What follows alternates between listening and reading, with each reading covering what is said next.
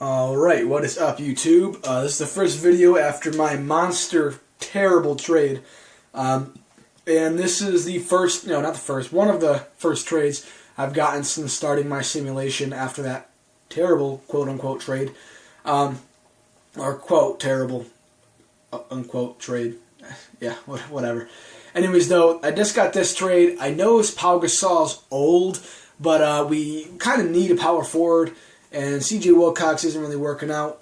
Well, not that he's not working out. We just have a ton of guards. So I think that this would be a decent trade to use. On top of that, we also are getting this this first round pick. Now, I know you might be saying, like, why do you have to point out these trades? The reason I'm pointing out a lot of these trades is because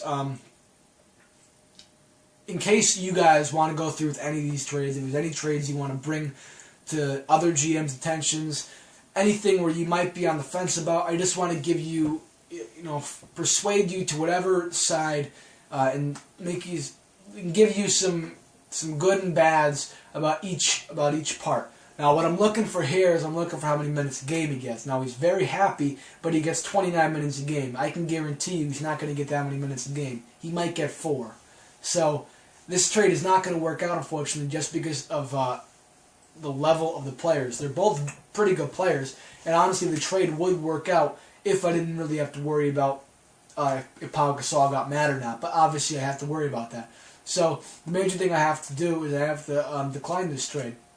I know it kind of sucks, but I have to do that. Now, last video, we were 30th overall, and we were like 20-something in the power ranking. Now we're 1st overall, and we were 3rd in the power ranking. Now, before DeMarcus Cousins even came back, we went on a total run, 10-0, 10 wins, 0 losses, a great run. And then we lost a couple games, then DeMarcus Cousins came back, we lost some more games, so unfortunately, that kind of evened out the record. Now we are 15-8. I'm unsure of, okay, we're 4th in the conference, as you can see down at the bottom or middle right.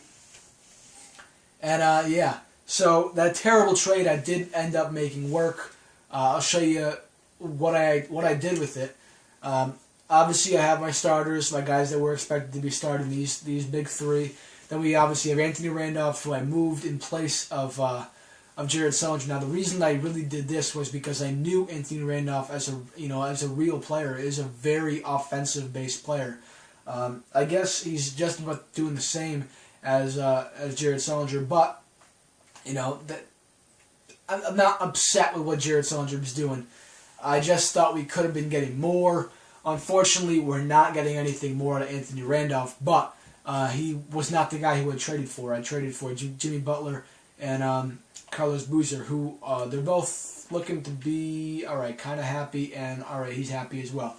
I changed their roles. They were both starting players, and I changed Carlos Boozer's role to a role player and Jimmy Butler's role to a 6-man.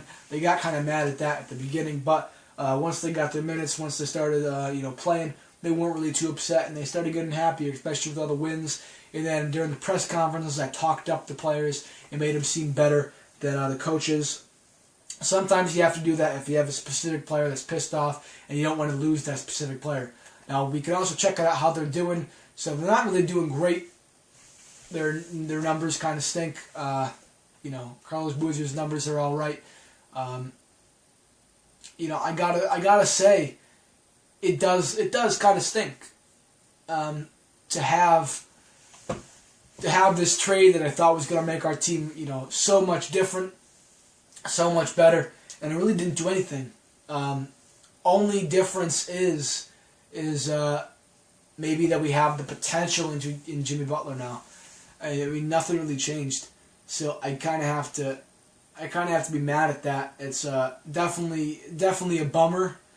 I guess it wasn't a total bust of a trade, but it definitely wasn't a great trade either.